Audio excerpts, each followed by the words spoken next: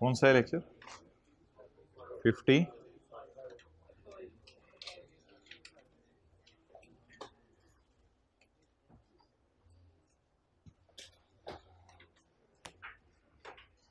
कल जो हमारा सवाल चल रहा था वो निकालें, चैप्टर नंबर 18 में।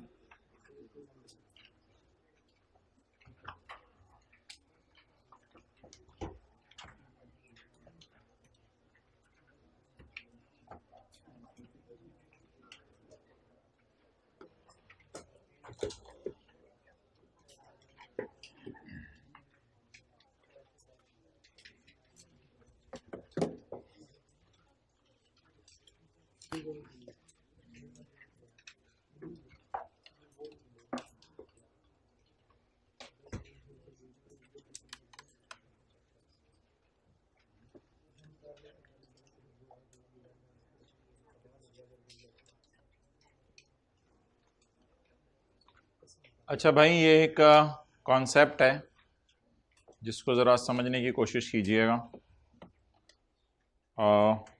ये जो सवाल की ना रिक्वायरमेंट होती है, so that is bit challenging sometimes. सवाल कह रहा है आपका साल है 20Y1। आपका साल कौन सा है? 20Y1। तो 20Y1 को मैं लिखता हूं 2021।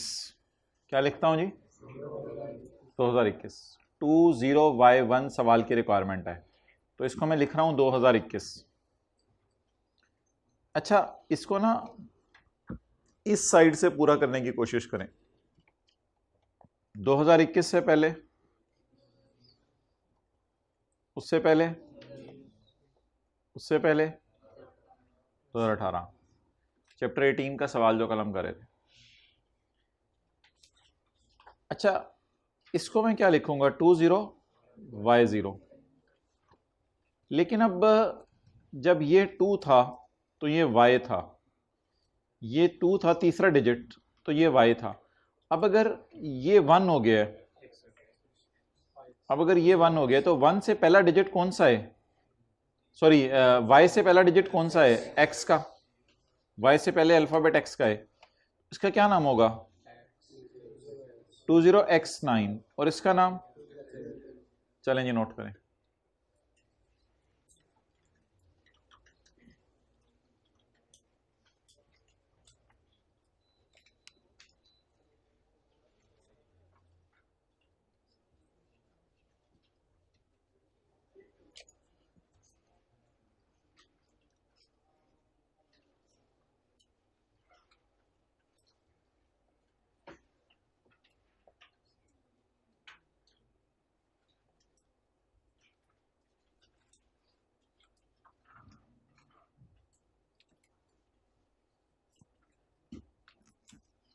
अच्छा,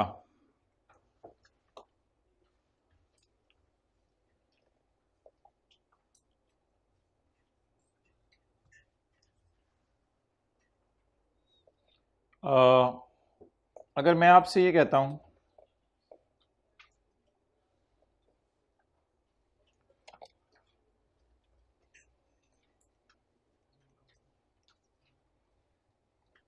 ये 20X3 है, तो इसको क्या एज्यूम करें? 2023। 2023 एज्यूम कर लें, 23-24 में हम बैठे हैं ना। 2023। इससे पिछला 2022। इससे पिछला 2021। इससे पिछला, इससे पिछला 2019। 20X2, 20X1, 20X0, because it is 2. If it is 2, then it is X. But what is 2019? X से पहले कौन सा अल्फाबेट आता है? 20W9। It is how it will be showed. करें नोट।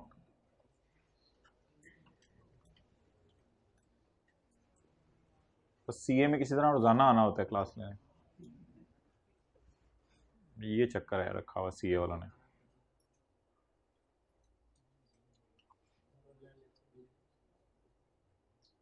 ये नोट कर लिया हाइब्रिड में, मुझे नजर आ रहा है एक दो रोज जिन्होंने नोट नहीं किया, मेहरबानी।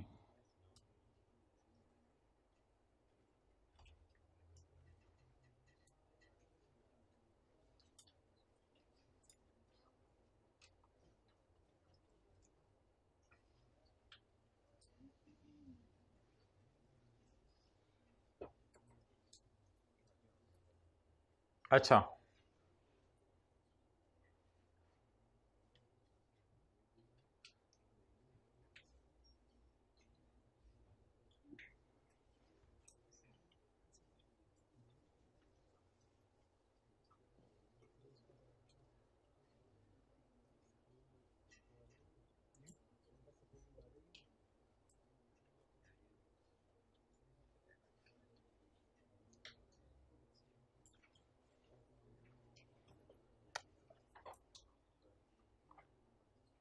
जी हाइब्रिड में लेट आने पर मुबारक हो आपको।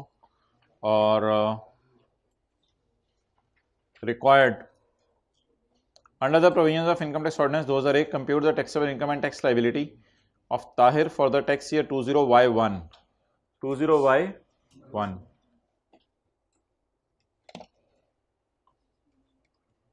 तीस चौन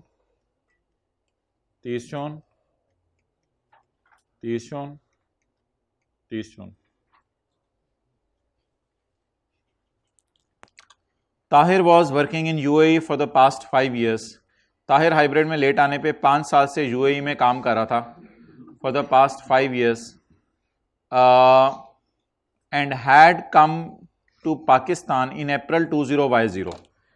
अप्रैल 20Y0 पिछला साल। अगर अप्रैल 20Y1 होता तो हमारा साल। अप्रैल 20Y0 किस साल पाकिस्तान आया? पिछले साल, इन अप्रैल 20Y0।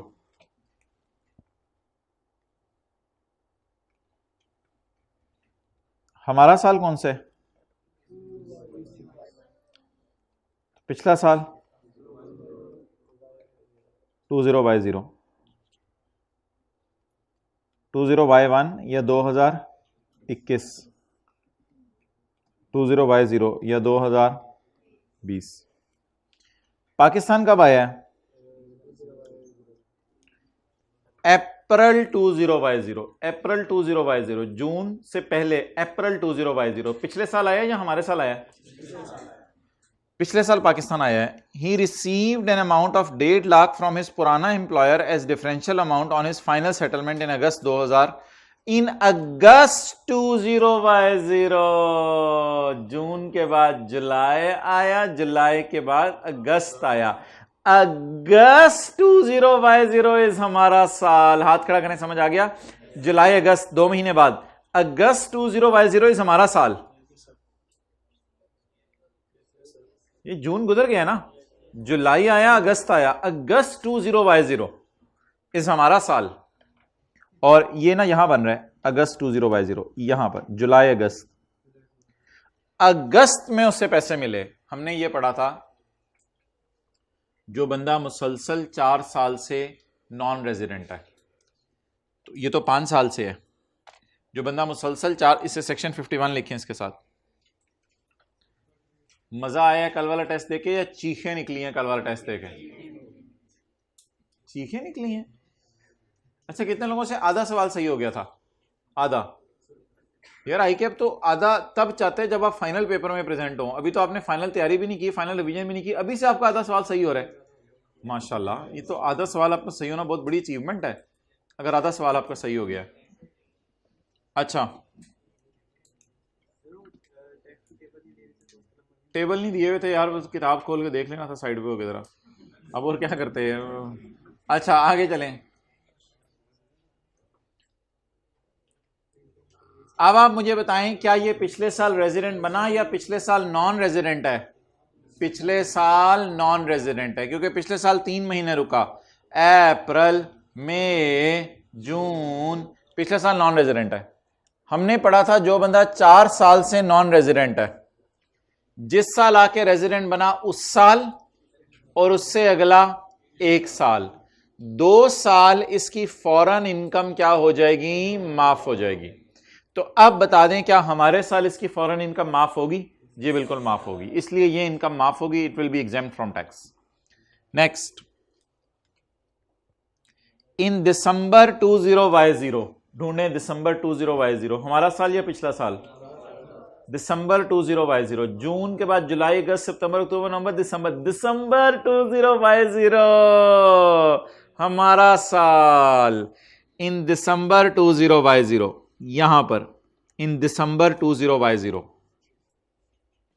जून के बाद ना, जुलाई, अगस्त, सितंबर, अक्टूबर, नवंबर, दिसंबर, इन दिसंबर 20y0, in December 20y0 he sold a plot for 55 lakh. हमारे साल इसने 55 लाख का प्लॉट बेचा है, विच वॉज इनहेरिटेड बाय अब्बू इन सितंबर 20x9। अब्बू से कब लिया था?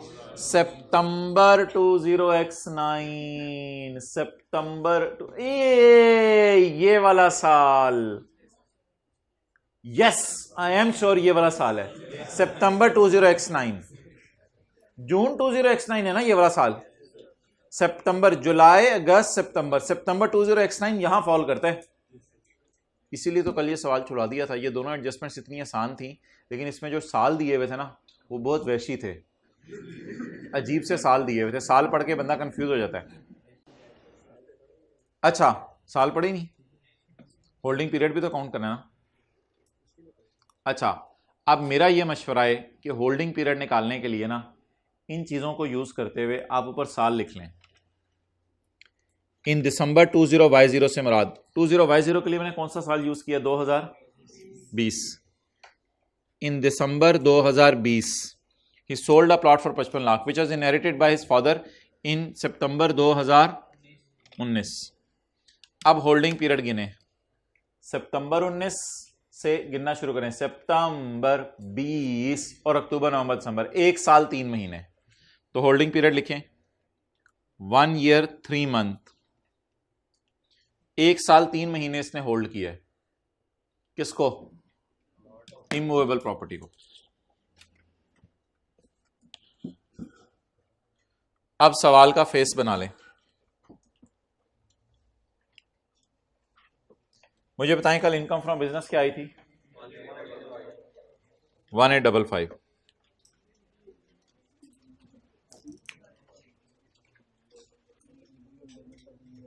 Income from business 1855। इसके बाद फॉरेन सोर्स इनकम 150, ये वाली, लेकिन ये माफ है क्योंकि 4 साल से नॉन रेजिडेंट है, ये एग्जेम्प्ट है। इसके बाद income from capital gain separate block. Plot बेचा कितने का? 5500 का। खरीदा कितने का था? 1500 का। 5500 माइनस 1500, 4000। जवाब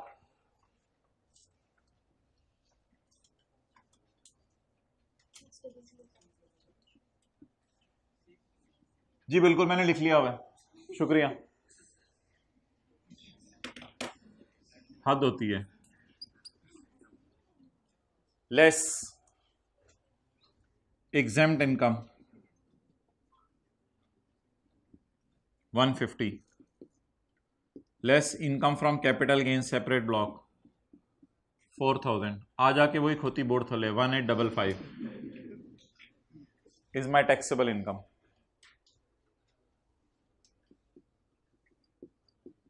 सबर सबर सबर सबर सबर, 1 मिनट। अब मैं टैक्स निकालूंगा चैप्टर 4 में जाके, वो मेरे पास अभी टाइम नहीं है। अब मैं टैक्स निकालूंगा on separate block 4000 immovable property. इधर देखें, कैपिटल गेन के चैप्टर में हमने पढ़ा था पेज नंबर 228 पर कि अगर प्लॉट हो और 1.5 साल होल्डिंग पीरियड हो तो 12.5% रेट है। इसलिए प्लॉट होने की वजह से 1.5 साल होल्डिंग पीरियड होने की वजह से रेट लगेगा 12.5%।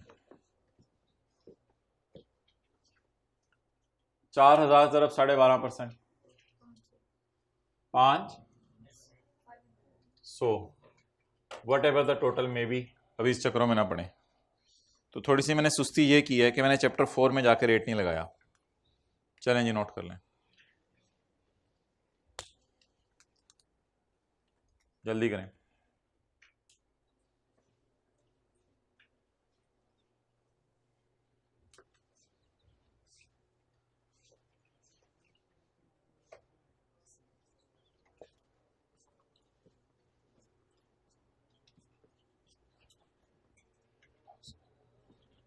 चलो रहने दो, आवाज बंद कर दो।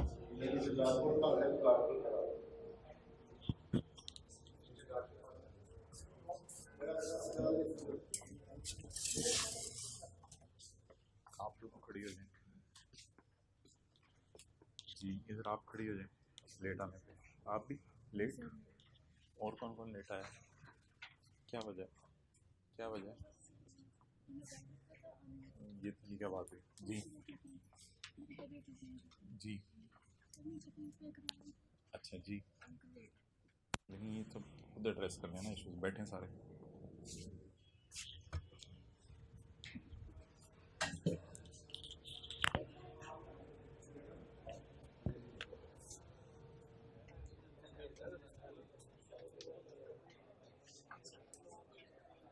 कर दी?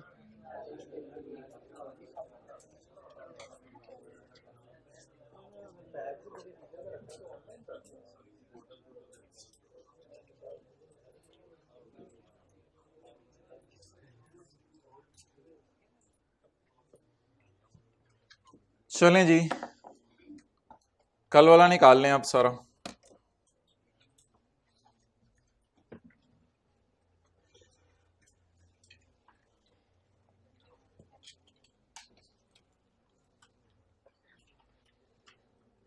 Chapter number 8, income from business.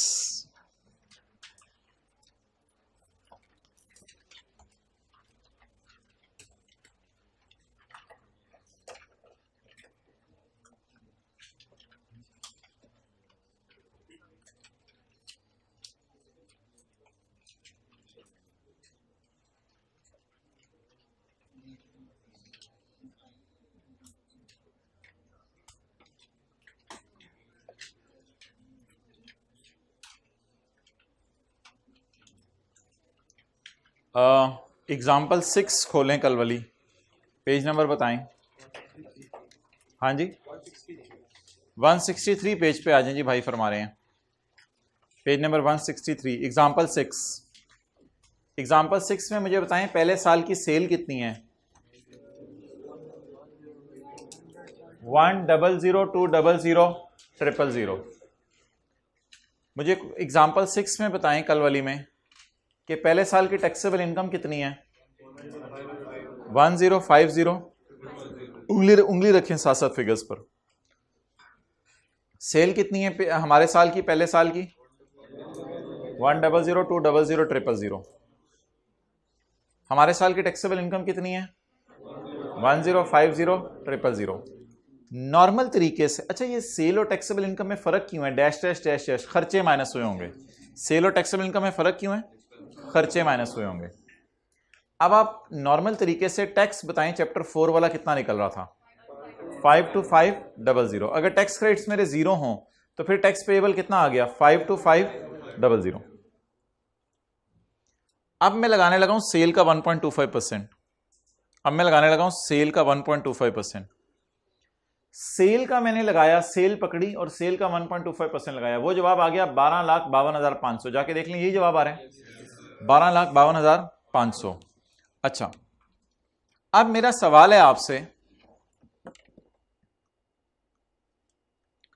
कि मुझे आप रीजंस बताएं, रीजंस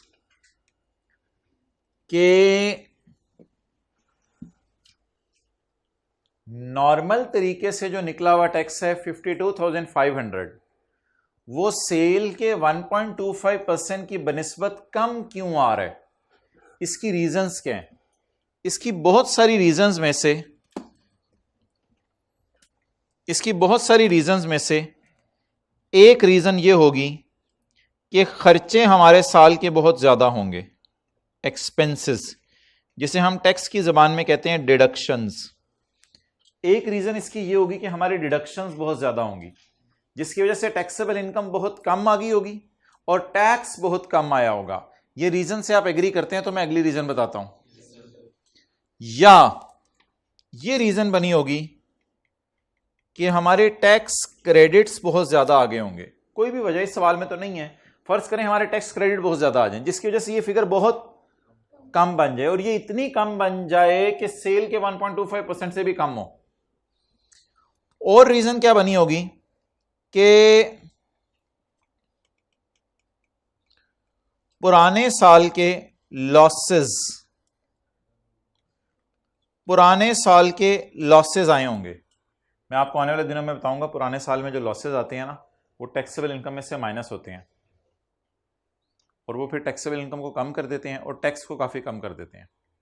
या ये भी तो हो सकता है, इस सवाल में तो ऐसा नहीं है कि इस साल लॉस आ गया हो, ये भी पॉसिबल है कि इस साल लॉस आ गया हो। अगर इस साल लॉस आ जाए फिर तो ये जवाब जीरो आ जाएगा, फिर ये जीरो जब इधर जाएगा, ये जीरो ऑब्वियसली सेल के 1.25% से कम होगा। और एक वजह यह भी बन सकती है कि गवर्नमेंट ने हमारी इनकम माफ की हुई है, एग्जेम्पशन अवेलेबल है, हमारी इनकम माफ की हुई है। अगर इनकम माफ है, कई दफा ना कोई बिजनेसेस बनते हैं तो पहले 2-3 साल गवर्नमेंट कहती है आपकी जो भी इनकम होगी वो माफ होगी। तो अगर आपकी इनकम सिरे से माफ है तो उस पर टैक्स कितना बन रहा है? जीरो। जब उस पर टैक्स जीरो बन रहा है तो ये zero will be less than ये। There are 5 reasons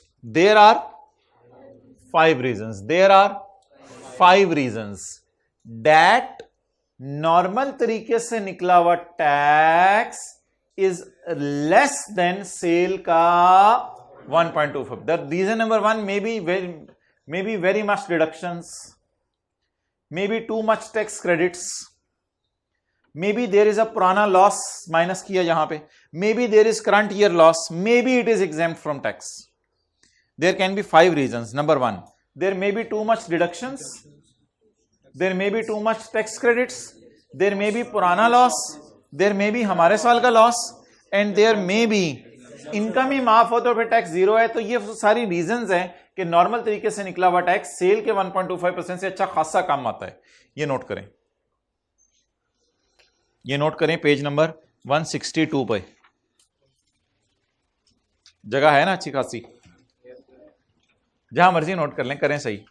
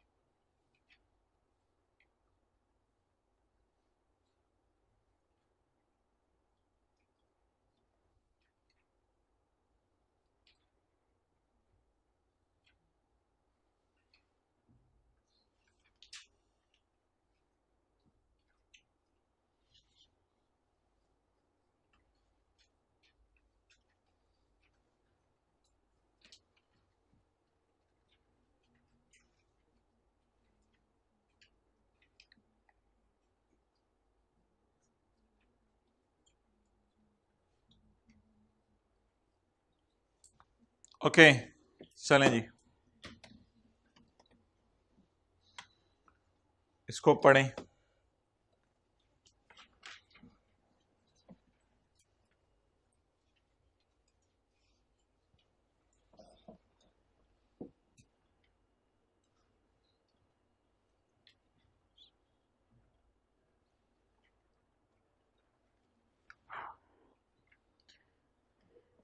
this section shall apply, ये सेक्शन लगेगा पेज 161। ये सेक्शन मैंने बताया था ना 3 सूरत में लगेगा, या रेजिडेंट कंपनी हो, या नॉन रेजिडेंट बंदे की पाकिस्तान में पक्की दुकान हो, या कोई ऐसा इंडिविजुअल हो जिसकी साल की सेल 100 मिलियन या उससे ज़्यादा है, या ऐसी एओपी हो जिसकी साल की सेल 100 मिलियन या उससे ज़्यादा है। अच्छा, रेजिडेंट कंपनी में ये शर्त नहीं है इसकी सेल 100 मिलियन से ज़्यादा हो, रेजिडेंट कंपनी की सेल 50 रुपये भी हो तो उस पर यह सेक्शन लगेगा। This section shall apply where due to following reasons, जहां फॉलोइंग रीजंस की वजह से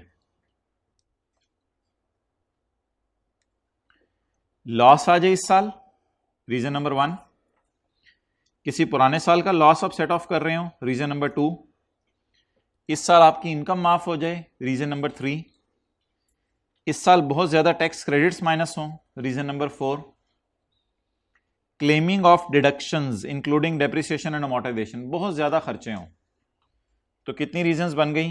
5। इस साल लॉस आ जाए, किसी पुराने साल का लॉस हो, इनकम्स माफ हो जाए, बहुत ज्यादा टैक्स क्रेडिट हो, या बहुत ज्यादा डिडक्शंस हो। इनकी वजह से होता क्या है? इनकी वजह से होता क्या है? नो टैक्सेस पेएबल, आपके साल का टैक्स पेएबल 0 बना, नो टैक्सेस पेएबल, आपके साल का टैक्स पेएबल 0 बना, और tax payable is less than 1.25% of sale. What is tax payable? 52,500। What is 1.2? The tax payable is less than 1.25% of sale. इसकी वजह से टैक्स पेएबल बहुत कम बन गया, तो ये सेक्शन लग जाएगा।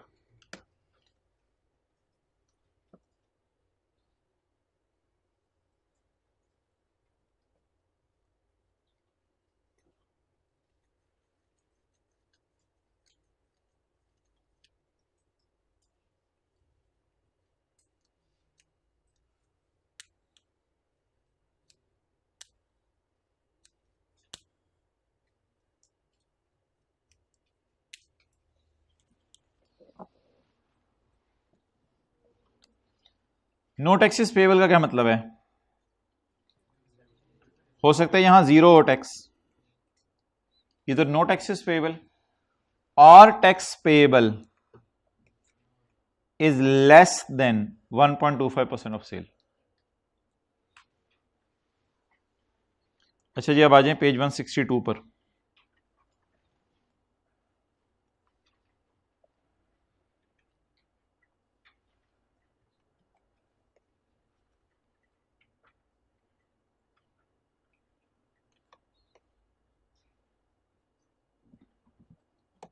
टर्नओवर की डेफिनेशन,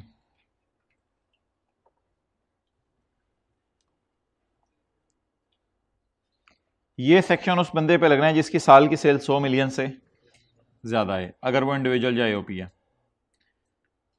तो मेरा सवाल आपसे ये है कि एक शॉपकीपर कहता है मेरे साल की सेल है 95 मिलियन, कैलकुलेटर पकड़ के इस पे 18% सेल्स टैक्स जरा ऐड करें।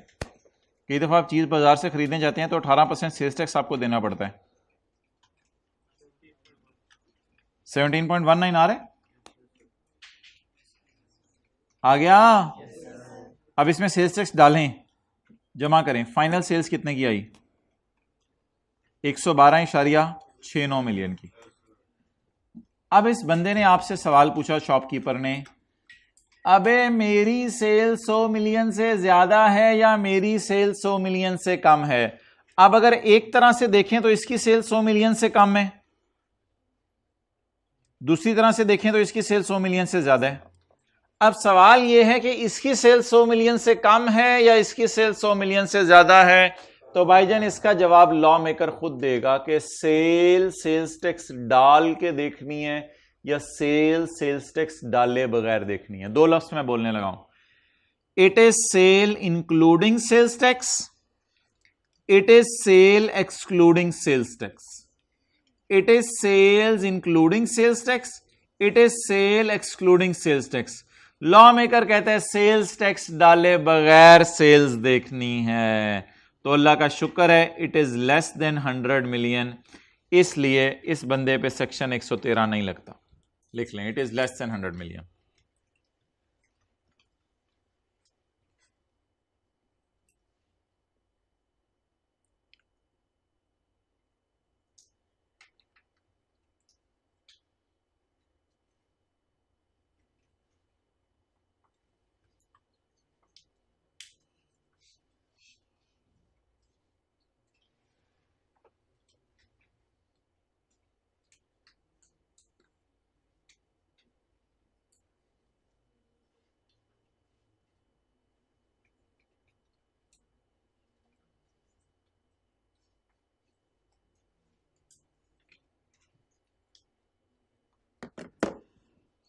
तो बता दीजिए, अगर सेल्स टैक्स सवाल में दे दे तो सेल्स टैक्स डाल के सेल्स देखनी है या सेल्स टैक्स डाले बगैर सेल्स देखनी है? सेल्स टैक्स डाले बगैर सेल्स देखनी है। Okay, next. एक शॉपकीपर है, उसने ये डाटा आपको प्रोवाइड किया है। कहते हैं मेरी सेल है 100 मिलियन से ज़्यादा, 110 मिलियन, लेकिन मैंने इन लोगों को ना डिस्काउंट दिया है 20 मिलियन का, तो डिस्काउंट माइनस करके मेरी सेल है 90 मिलियन। अब सवाल यह है कि डिस्काउंट माइनस करके सेल देखनी है या डिस्काउंट माइनस किए बगैर सेल देखनी है? तो उसका भी जवाब है डिस्काउंट माइनस करके सेल देखनी है। डिस्काउंट माइनस करके सेल देखनी है। अल्लाह का शुक्र है ये सेल भी 100 मिलियन से कम है, इस बंदे पे सेक्शन 113 नहीं लगता। इस बंदे पे सेक्शन 113 नहीं लगता।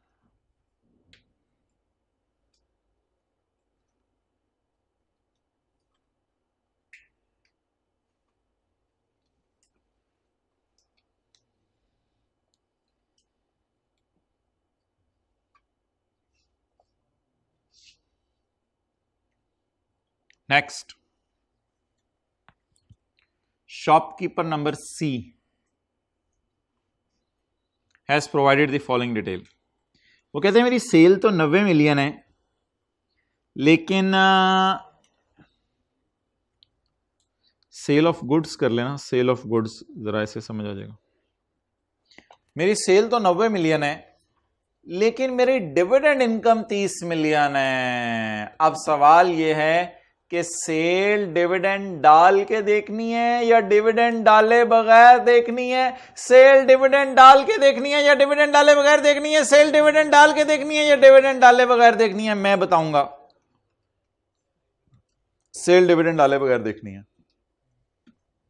क्योंकि डिविडेंड पे 1.25 रेट नहीं है, डिविडेंड पे तो अलग रेट है 15%। डिविडेंड हैज अ अलग रेट।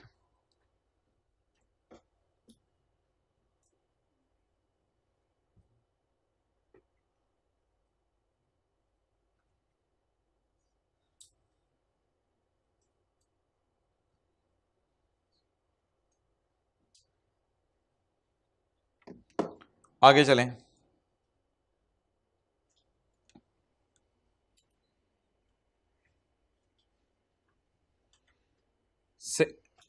अच्छा, एक कॉलेज है जो कि सर्विसेज दे रहा है, सेल ऑफ गुड्स नहीं कर रहा।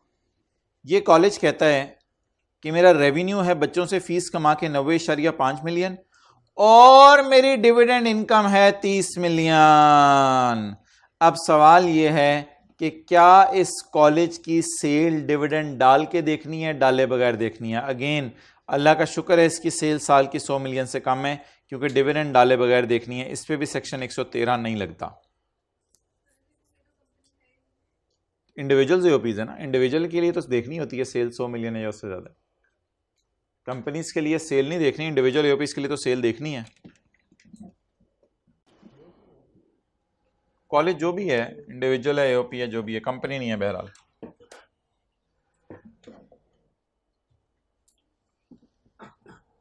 अच्छा,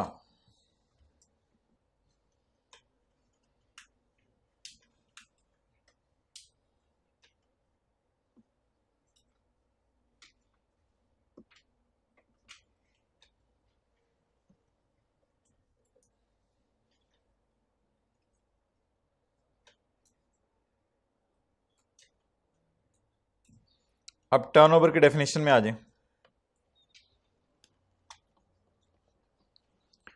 turnover means the gross receipt from sale of goods. Turnover का क्या मतलब है?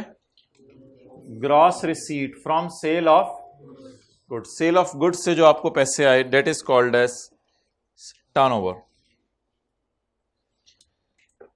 एक्सक्लूडिंग सेल्स टैक्स, बोलें एक्सक्लूडिंग सेल्स टैक्स। तो सेल्स टैक्स डाल के सेल देखनी है या सेल्स टैक्स डाले बगैर सेल्स देखनी है? सेल्स टैक्स डाले बगैर सेल्स देखनी है, सेल्स टैक्स डाल के सेल्स नहीं देखनी। तो सेल्स टैक्स डाल के सेल्स कितनी है? 112 मिलियन। सेल्स टैक्स डाले बगैर सेल कितनी है? 95 मिलियन। तो सेल्स टैक्स डाले बगैर सेल देखनी है। Done? Okay, next.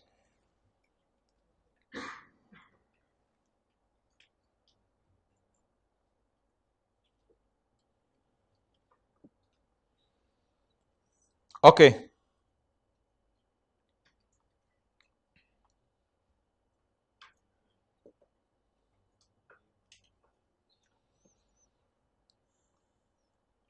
Gross receipt from sale of goods excluding sales tax.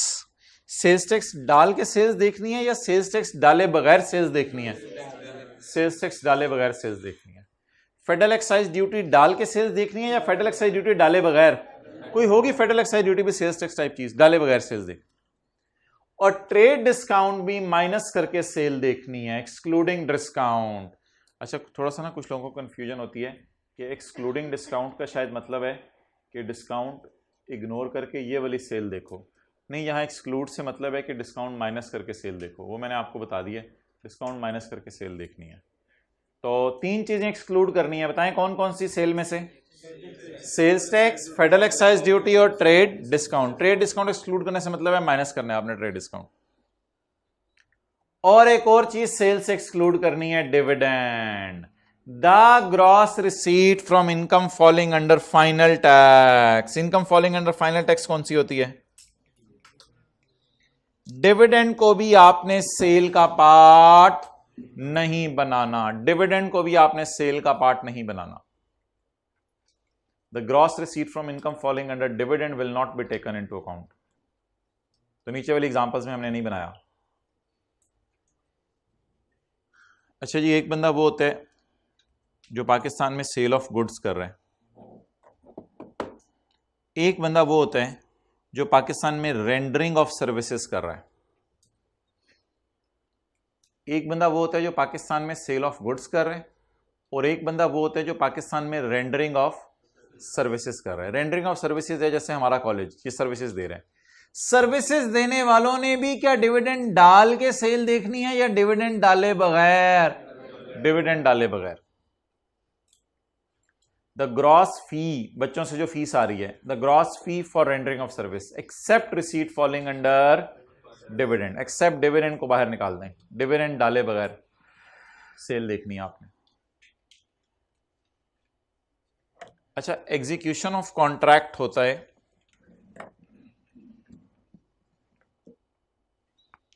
अगर एक बंदा एक ही वक्त में सेल ऑफ गुड्स कर रहा हो।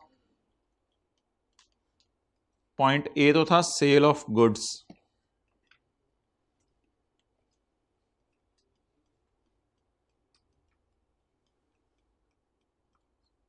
पॉइंट बी है rendering of services, point c है sale of goods and rendering of service. लिखें, पॉइंट सी है sale of goods and rendering of service. एक ही वक्त में सेल ऑफ गुड्स भी हो रही है और सर्विसेज भी दी जा रही हैं।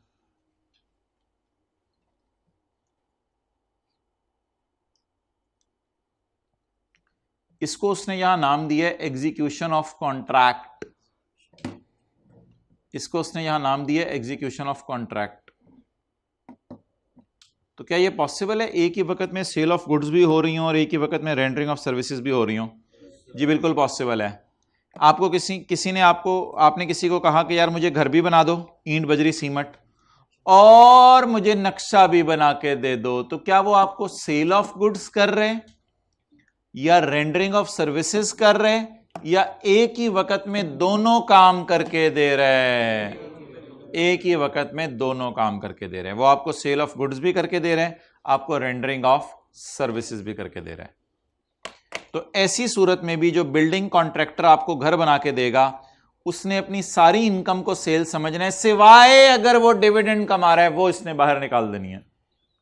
The gross receipt from execution of contract except receipt following under final tax regime. Final tax regime वाली सेल को आपने बाहर निकाल देना है, वो इससे मेरा डिविडेंड है। अगेन डिविडेंड को आपने इग्नोर करना है।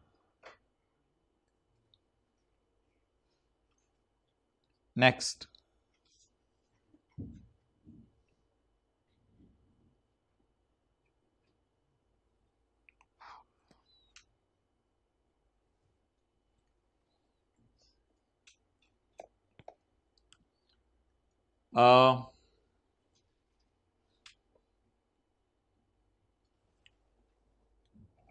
एग्जाम्पल 5,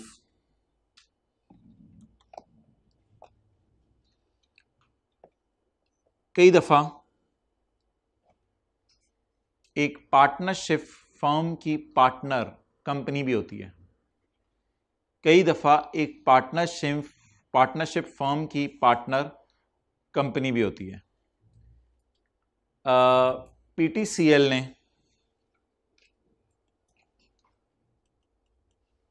वसीम अकरम से कहा 4 करोड़ हम डालें, 6 करोड़ तुम डालो, हम एक पार्टनरशिप बना लेते हैं और वायर्स बनाना शुरू करते हैं और वायर्स बना के बेचेंगे।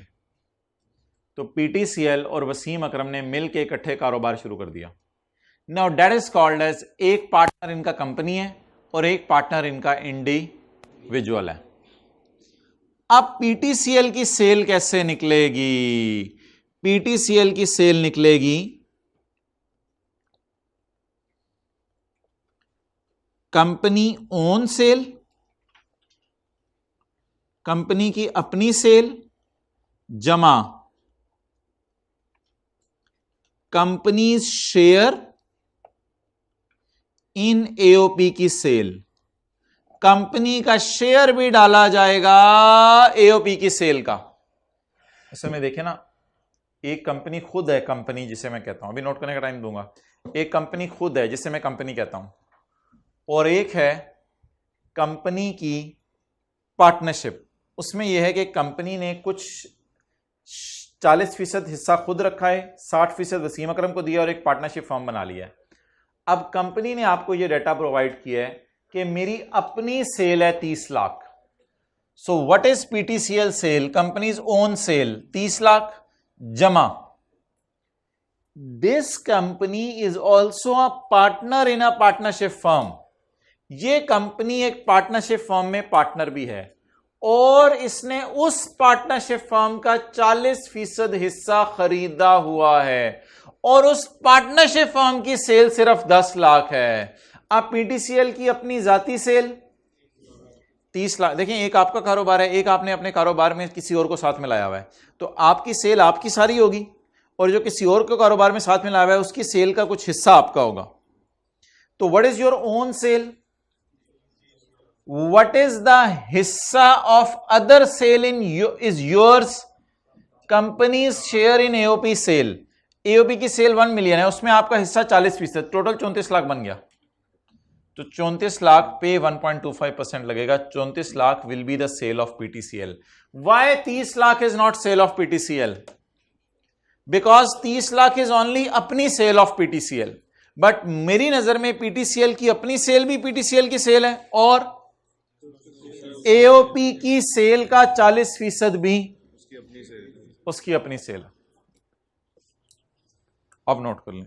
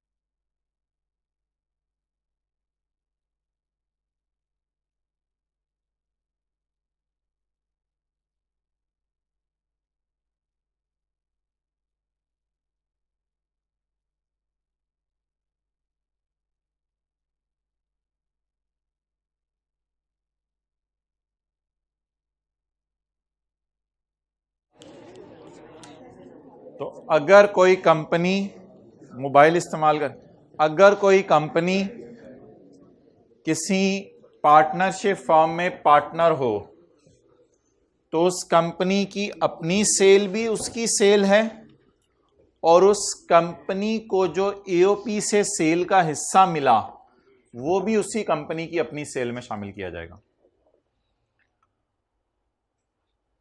पढ़ें, द कंपनीज शेयर, बोलें, of above amounts, above amount से मुराद sale, the company's share of sale received from an AOP, इसको काट दें दरमियान वाले को, the company's share of sale received from AOP. What is the company's share of sale received from AOP? 1 million का 40%। What is the company's share of sale received from AOP? 1 million का 40%। It is companies share of sale received from AOP. अच्छा, आखिरी बात, इसके बाद जाग जाएं आप लोग। एक्सप्लेनेशन,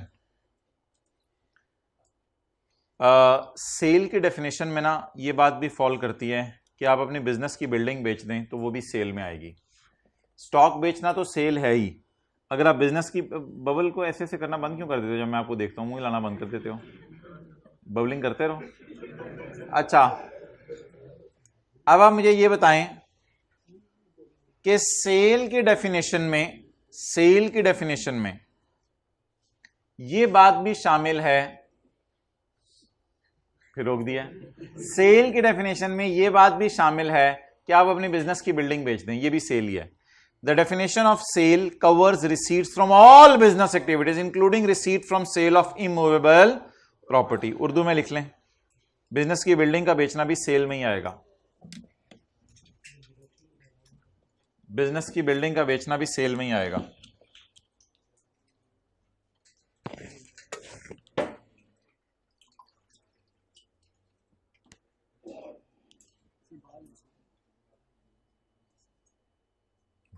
निगाहें आपकी, चलो रहने दो,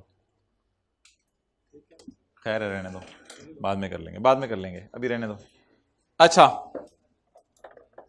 चलें जी, इट्स ओवर, यहां तक ये बात को ओवर करें और चैप्टर नंबर 12 पे आ जाएं। न्यूमेरिकल करना है, ये मिटा दो भाई।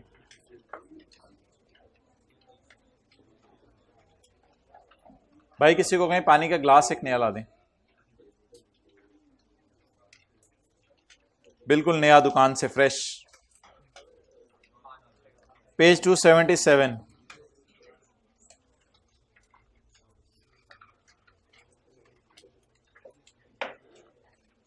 आज जी हम पहली दफा एक न्यूमेरिकल करने लगे हैं एओपी का, इसलिए बड़ा अटेंटिव हो जाएं। जिसमें 2 या 3-4 पार्टनर होंगे तो वो वाला हम न्यूमेरिकल सॉल्व करने लगे हैं।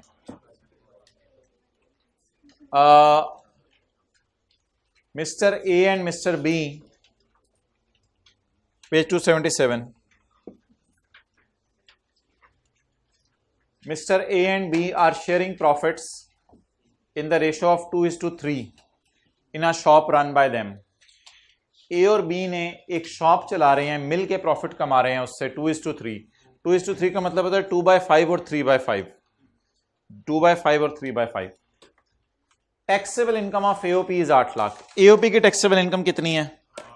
8 लाख। चलें जी पहले एओपी का सवाल सॉल्व करते हैं। एओपी की टैक्सेबल इनकम 8 लाख है। एओपी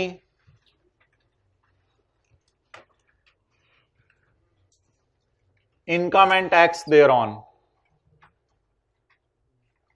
बोलें जी टैक्सेबल इनकम एओपी की 8 लाख। इस पे टैक्स कैलकुलेट करें, इस पे टैक्स कैलकुलेट करें।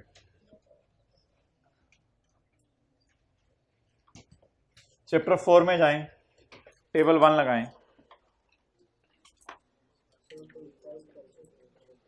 भाईजान अगर चैप्टर 4 में नहीं जा रहे तो आज आपका कोई फायदा नहीं है। इधर 7.5% ऑफ 2 लाख जी 15,000। चलें जी नोट करें। एओपी का न्यूमेरिकल सॉल्व हुआ, अल्हम्दुलिल्लाह मैंने आपके सामने सॉल्व कर दिया। एओपी का न्यूमेरिकल सॉल्व हो गया, नोट करें।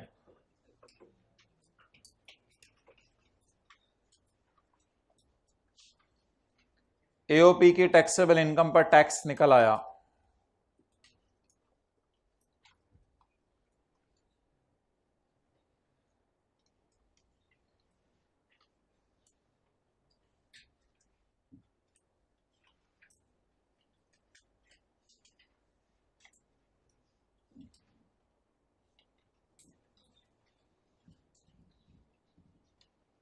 डन।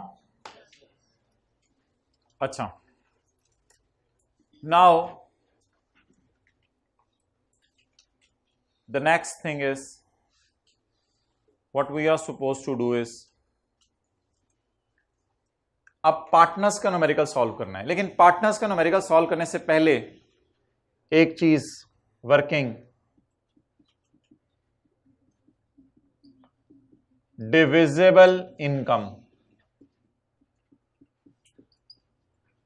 8 लाख को डिवाइड कर दें पार्टनर्स के दरमियान, 8 लाख को तकसीम कर दें पार्टनर्स के दरमियान। एक है पार्टनर ए, एक है पार्टनर बी। पार्टनर ए का हिस्सा है 2/5 और पार्टनर बी का हिस्सा है 3/5। तो पार्टनर ए को दे दें 2/5 जी बोलें 3,20,000 और पार्टनर बी को दे दें 3/5 फॉर 80,000। चलें जी नोट कर लें। ये एक वर्किंग है जो आप 25 लाइनें 30 लाइनें छोड़ के कर लें।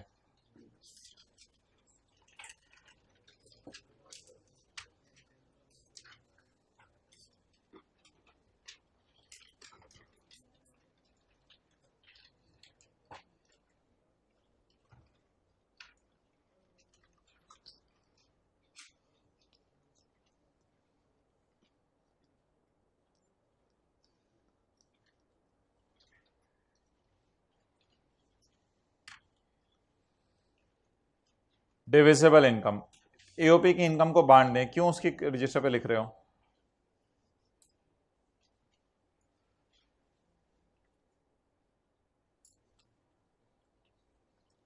पंगे ना लिया करें साथ वाले से।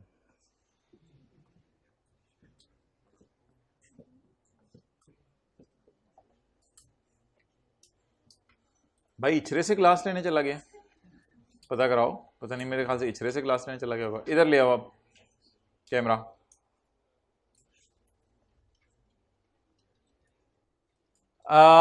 Mr. E and B have also provided the following detail which do not relate to shop run by them। तो लिखें ये A की जाती इंफॉर्मेशन है और ये B की जाती इंफॉर्मेशन है। अब ये A और B की जाती इंफॉर्मेशन है जिसका इनकी शॉप से कोई ताल्लुक नहीं है।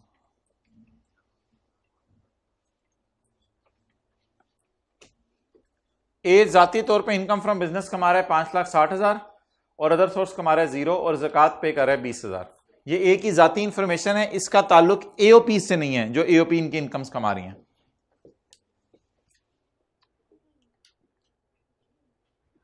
मिस्टर ए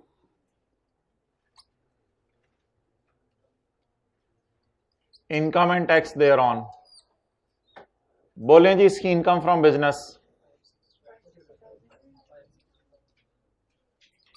560,000, यही इसकी टोटल इनकम है 560,000। इसमें से माइनस करें ज़कात 20,000 और क्या आ गई इसकी टैक्सेबल इनकम 5,40,000। आज टैक्सेबल इनकम के नीचे डबल अंडरलाइन नहीं लगानी, आज टैक्सेबल इनकम के नीचे डबल अंडरलाइन नहीं लगानी। वो आ गया जज़ाकल्लाह। अच्छा इधर रख दें, आज टैक्सेबल इनकम के नीचे डबल अंडरलाइन नहीं लगानी। अभी इधर टेंटिव रहो, इधर टेंटिव रहो, इधर टेंटिव रहो, छोड़ो। अब जरा गौर से मेरी बात सुनिएगा, जाती तौर पे इसने कितना कमाया? 5 लाख। अब टैक्स वाले कह रहे हैं बोल तूने एओपी से कितना कमाया? इसने कहा 3,20,000। टैक्स वाले कह रहे हैं इसको भी डालो इस इनकम में। ए ने कहा नहीं, इस पे तो मैं टैक्स दे चुका हूं। टैक्स वालों ने कहा इसके मुंह पे लगाओ टेप और ये भी डालो इसकी इनकम। इसको बोलने दो, इसको बोलने दो, ये जुल्म हो रहा है। 3 लाख। चुप, खुदा के लिए ना करो, करो करो करो। अच्छा आप मुझे बता दें, एक टैक्सेबल इनकम आ गई रिवाइज्ड बेस पे, एक दोबारा आ गई टैक्सेबल इनकम। इस टैक्सेबल इनकम को हम कहा करेंगे फॉर रेट पर्पस, रेट बढ़ाने के लिए। बोलें अब डबल अंडरलाइन लगा के क्लोज करें। आज पहली दफा टैक्सेबल इनकम के नीचे 2 नई लाइनें डाली हैं हमने। अब इसमें करें ऐड, टैक्स निकालें चैप्टर 4 में जाके। नहीं जाएं, चैप्टर 4 में जाएं। हाँ जी, 7.5% ऑफ 15,000 जमा टेबल 1। पता नहीं क्या क्या कौन से शहजादे बैठे हुए हैं क्लास में, सैलरी जो ढूंढ रहे हैं। 15,000 जमा 15% ऑफ, जवाब 24,000। इस 24,000 को अंदर वाले कॉलम में रखें। बोलें 24,000 को अंदर वाले कॉलम में रखें और अब इसके मुंह से टेप उतारें और पूछें तू क्या चाहता है? कहते हैं मैं चाहता था 5,40,000 रुपए टैक्स दूं, तुम जालिमों ने टैक्स मांगे 8,60,000 रुपए, और मैं चाहता था 5,40,000 पे दूं और तुम जालिमों ने मांगे 8,60,000 रुपए। हमने कहा चलो कोई मसला नहीं, 24,000 अगर तुम्हारा टैक्स बनता है 8,60,000 रुपए, तो कैलकुलेटर बताओ 5,40,000 रुपए कितना बनता है? 24,000 अगर तुम्हारा टैक्स बनता है 8,60,000 रुपए, तो मेरे कैलकुलेटर बताओ 5,40,000 पे कितना बनता है, जिस पे ये देना चाह रहा है 15,000।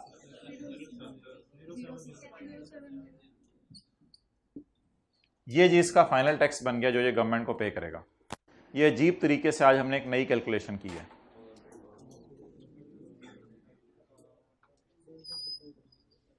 सारे 1 मिनट इधर देखें। बोलें ज्यादा वाली इनकम पे ज्यादा वाला टैक्स, कम वाली इनकम पे कम वाला टैक्स। बोलें जरा सारे, ज्यादा वाली इनकम पे ज्यादा वाला टैक्स, कम वाली इनकम पे कम वाला टैक्स। ये ज्यादा वाली इनकम है ना, ये ज्यादा वाली इनकम है, तो ज्यादा वाली इनकम पर ज्यादा वाला टैक्स, ज्यादा वाला टैक्स, और फिर कम वाली इनकम पर कम वाला टैक्स। ज्यादा वाली इनकम पे ज्यादा वाला टैक्स, कम वाली इनकम पे कम वाला टैक्स, ज्यादा वाली इनकम पे ज्यादा वाली इनकम पे ज्यादा वाला टैक्स, कम वाली इनकम पे कम वाला, ज्यादा वाली।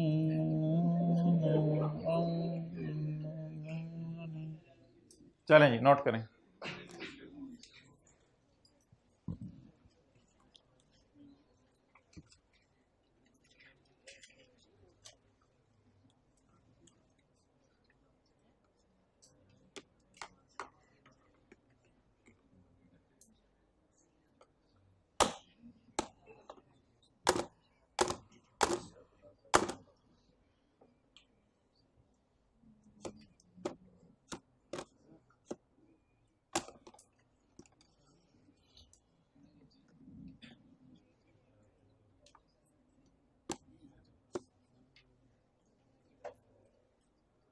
डन।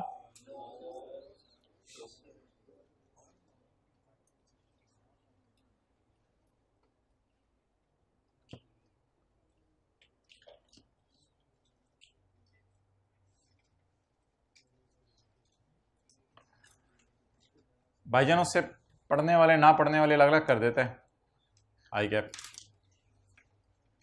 तो ये आप लोग सीरियसली ले लें। जो छुट्टियां करते हैं ना, तो ये अपने फ्यूचर से खुद खेलना है। लोग खिलौनों से खेलते हैं, आप अपने फ्यूचर से खेलते हैं।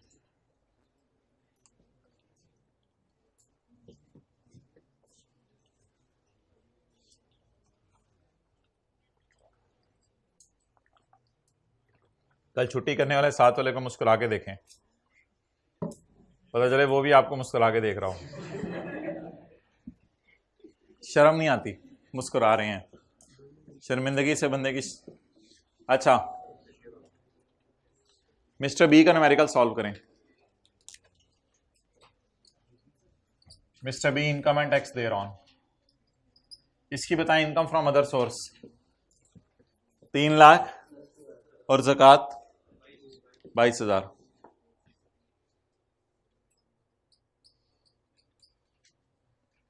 ये इसकी आ गई टोटल इनकम। क्या इसके अलावा कोई सैलरी और कैपिटल गेन वगैरह है? नहीं, सिर्फ अदर सोर्स है। 3,10,000 माइनस करें ज़कात जी,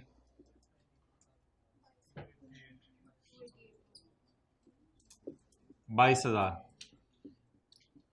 ये क्या आ गई? Taxable income. क्या टैक्सेबल इनकम के नीचे डबल अंडरलाइन लगाएं या जुल्म वाली बात करें? जुल्म वाली बात करें। ऐड शेयर फ्रॉम एओपी, जुल्म करें, एओपी का शेयर ऐड करें। इसका कितना एओपी का शेयर? 480,000। दोबारा निकालें टैक्सेबल इनकम।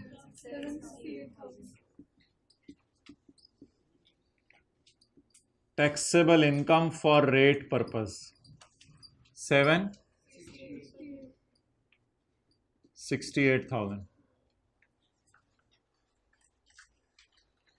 अब इस पे निकालें जाके टैक्स ऑफ व्हाट? जब आप 12,600 बोलें, ज्यादा वाली इनकम पे ज्यादा वाला टैक्स, कम वाली इनकम पे निकाल लेते हैं अभी कम वाला टैक्स। एक्चुअल टैक्स 12,600 अगर आपने कमाया, अगर आपने पे किए 76,800 पे, तो मेरे कैलकुलेटर बताओ 2,88,000 पर कितना टैक्स बनता है? 4725।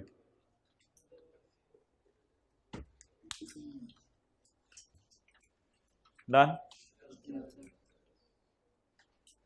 अच्छा, अब सवाल में थोड़ा सा डेटा ऐड करते हैं, यहां तक नोट करें।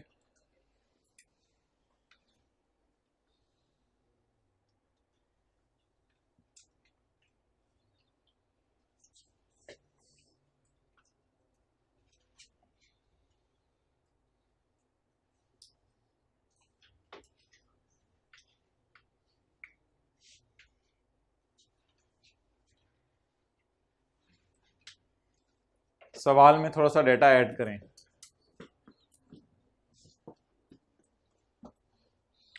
मिस्टर बी ने चैरिटी दी है, चैरिटी 6,000 रुपया लिख लें। मिस्टर बी ने 6,000 रुपया चैरिटी दी है। सवाल में ऐड करें थोड़ा सा कुछ। चैरिटी दी है मिस्टर बी ने 6,000 रुपया।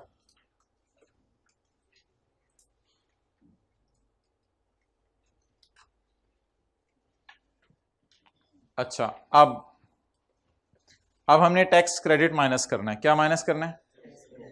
Tax credit. Less tax credit under section 61 ए ओवर बी इंटू सी, ए ओवर बी इंटू, अब अगेन फड्डा ये आ जाएगा कि ए होती है टैक्स लाइबिलिटी और बी होती है टैक्सेबल इनकम। अब टैक्स भी हमें दो नजर आ रहे हैं, इनकम्स भी हमें दो नजर आ रही हैं। कैसे? ज्यादा वाली इनकम पे ज्यादा वाला टैक्स, कम वाली इनकम पे कम वाला टैक्स। तो हमने लॉ मेकर से पूछा कौन सा वाला टैक्स लें ए के तौर पे और कौन सी वाली टैक्सेबल इनकम लें बी के तौर पे। तो उसने कहा ज्यादा वाली, तो हमें मजबूरन ज्यादा वाला टैक्स लेना पड़ेगा और ज्यादा वाली टैक्सेबल इनकम लेनी पड़ेगी। ज्यादा वाला टैक्स डिवाइडेड बाय ज्यादा वाली taxable income multiplied by C, C is lower of actual donation. Actual donation, actual donation कितनी है? 6000।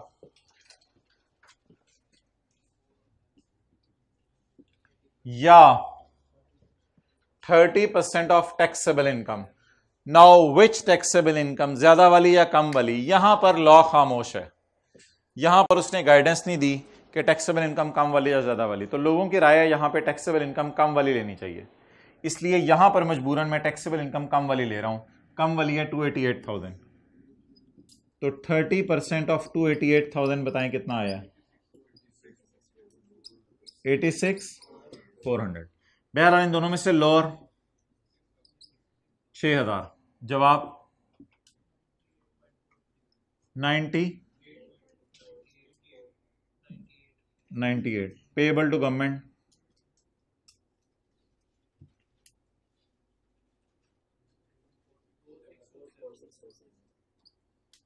$4627।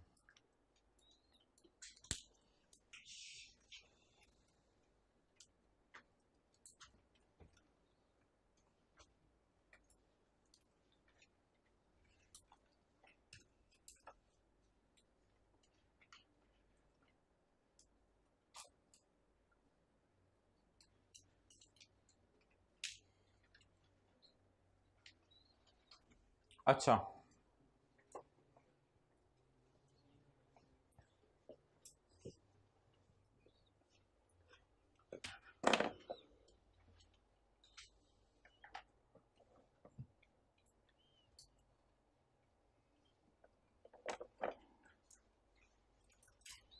अब इस सब की अंग्रेजी पढ़ लें। पेज नंबर 256 पे आए। जो जो मैं पढ़ाऊंगा वो टिक कीजिएगा, मैंने सारा नहीं पढ़ाना।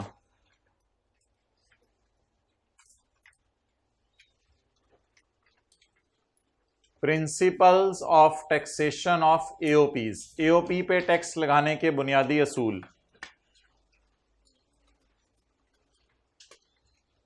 ये चैप्टर 12 कल हम खत्म करके फिर परसों से हमने सेल्स टैक्स शुरू करना है, तो जरा तैयार होके आइएगा, फिर मसला हो जाएगा सेल्स टैक्स में अगर आपने सुस्ती की तो। अच्छा, an AOP shall be liable to pay tax separately from the partners. एन तीन न्यूमेरिकल हमने सॉल्व किए ना, एक एओपी का सॉल्व किया, एक पार्टनर ए का सॉल्व किया, एक पार्टनर बी का सॉल्व किया है। An AOP is liable to pay tax separately from the partners. पहली बात ये लिखी हुई है उसने, हमने भी इसी तरह किया। And where the AOP has paid tax, और जहां एओपी टैक्स पे कर दे,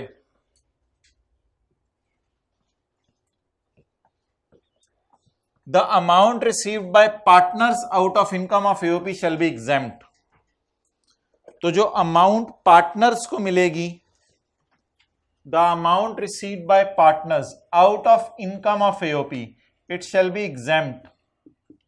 लेकिन यार ये एग्जेम्पशन उस तरह की नहीं है जिस तरह एग्रीकल्चर इनकम है, ये एग्जेम्पशन जुल्म है। ये ऐड की है फिर इस पर टैक्स निकाल के कुछ ये ना असल में रेट बढ़ाने में हेल्प करती है, ये इनकम का रेट शूट अप करा देती है और कुछ भी नहीं करती। तो उस तरह की एग्जाम नहीं है कि ऐड करके फौरन लेस कर दें, ऐड ही किया रहने देना है, एंड से लेस नहीं किया, लेकिन किसी और तरीके से हमने थोड़ा सा बेनिफिट दे दिया, कम वाली इनकम पे कम वाला टैक्स निकाल लिया ना। लेकिन इस इनकम को वैसे माफ कहना है, जो जुल्म वाली इनकम है इसे माफ कहना है।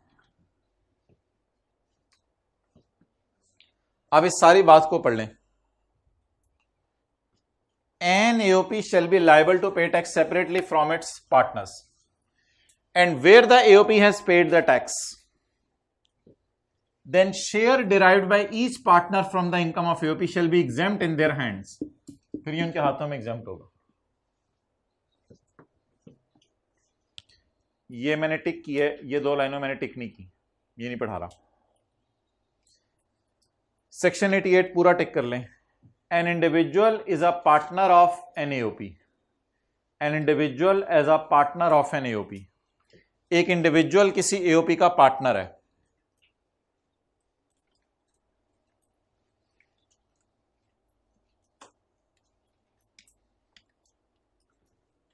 अगर किसी साल कोई इंडिविजुअल टैक्सेबल इनकम भी कमाए and derive share from AOP,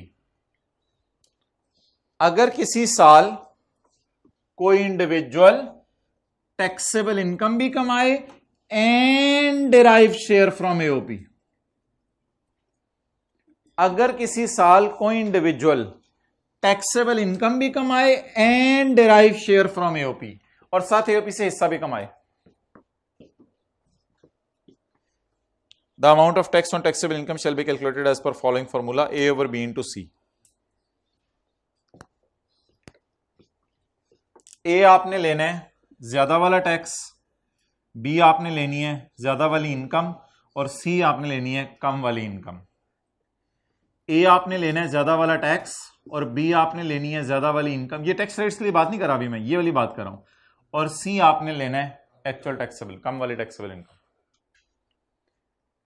पहले बी पढ़ें क्या है. B is the taxable income of individual. If का मतलब लिखे assume.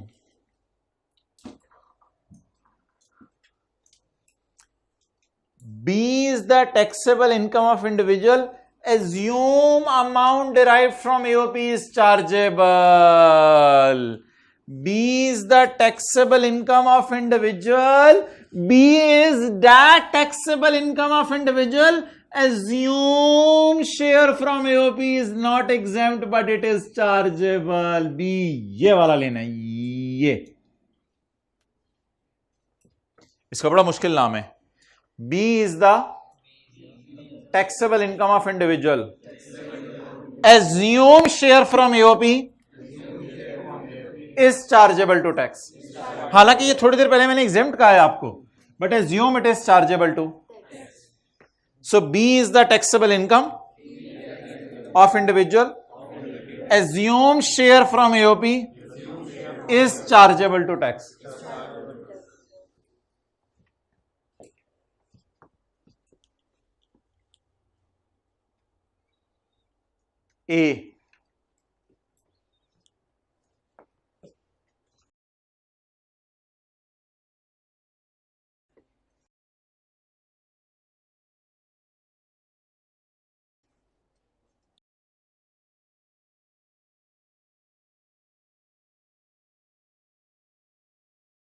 A is the tax of individual.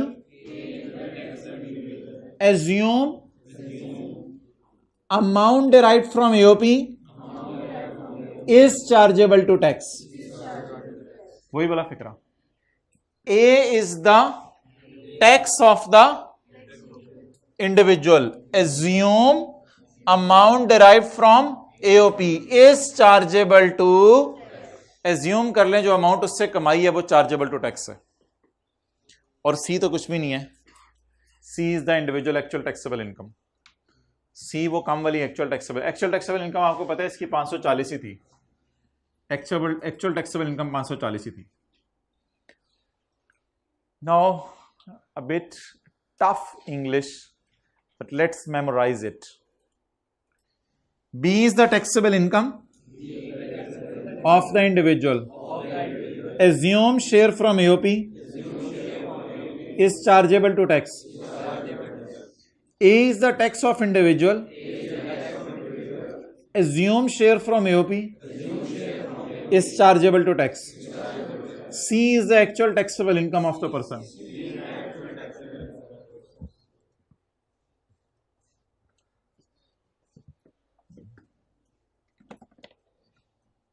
अच्छा नेक्स्ट. नेक्स्ट अब मैं एज अ शेयर को ब्रैकेट में ले लें, घर में याद कर लीजिएगा, लेकिन एज अ शेयर के बगैर पढ़िएगा ताकि बात आसानी से याद हो जाए।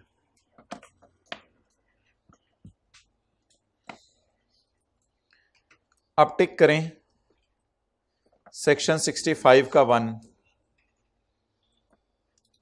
अच्छा जी, सेक्शन 65 का 1, where the person entitled to a tax credit is a partner of an AOP.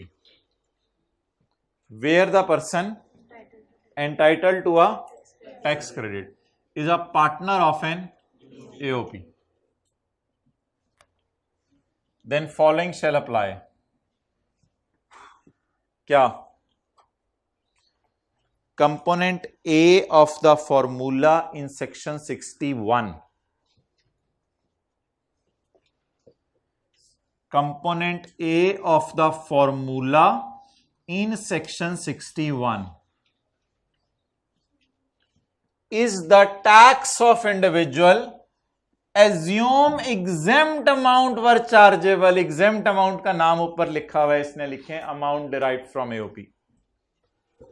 Exempt amount का नाम इसने ऊपर लिखा हुआ है amount derived from AOP.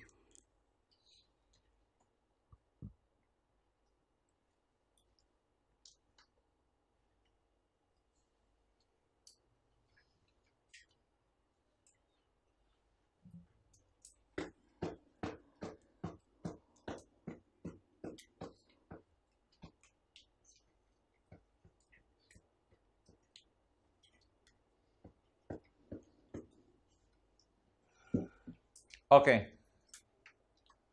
A is that tax of individual. Assume exempt amount were chargeable.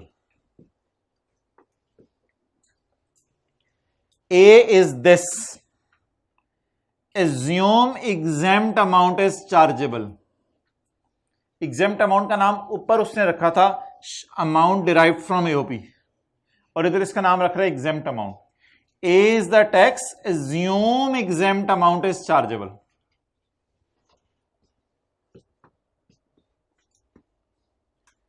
Component B shall be the taxable income of individual for the year. Assume exempt income were chargeable. Component B in the formula shall be the amount. Assume exempt income were chargeable. Assume करें exempt income chargeable है। सी के बारे में यहां कुछ बताया नहीं हुआ, तो सी के बारे में लिख लें। सी कम वाली टैक्सेबल इनकम ले लेनी है, वहीं पे लिखे ना जहां ए और बी लिखा हुआ है।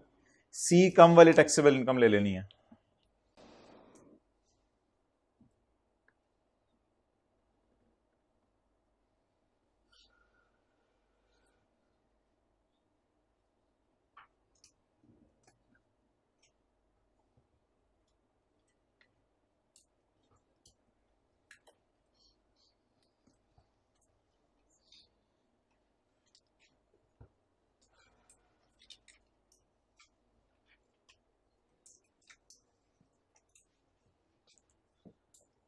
बोलें, कंपोनेंट ए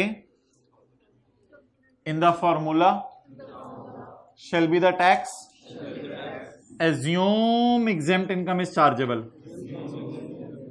तो फिर ये वाला ए आ गया। Component be in the formula shall be the taxable amount, taxable income. Assume exempt income were chargeable.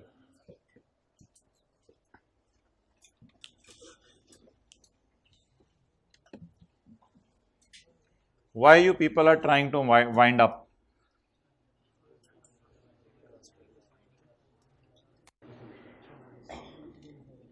Chapter 8 में आए।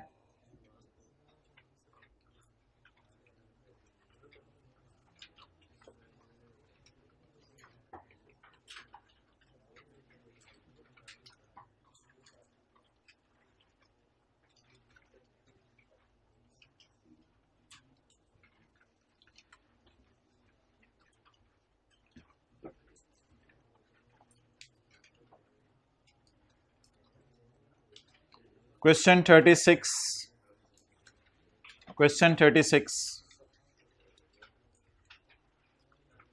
explain the term turnover for the purpose of minimum tax.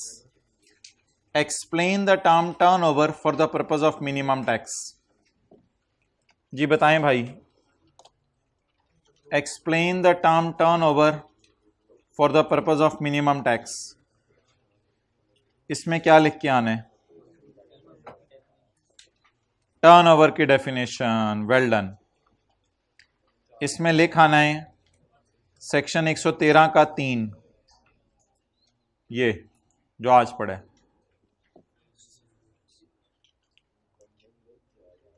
Section 113 का 3, list the persons who are required to pay minimum tax. वो लोग बताएं जिन्होंने minimum tax देना है. 113 के 1 के पहले 4 बुलेट, बस ये काफी है. 113 के 1 के पहले 4 बुलेट. रीजंस नहीं पूछी उसने, रीजंस नहीं पूछी. 113 के 1 के पहले 4 बुलेट्स.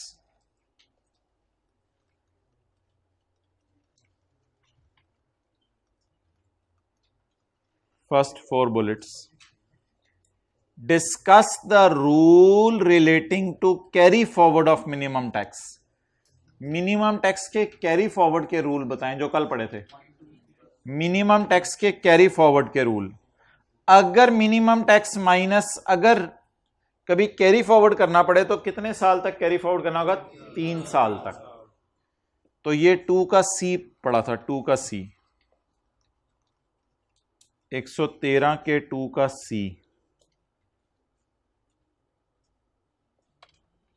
ठीक है जी, ओवर.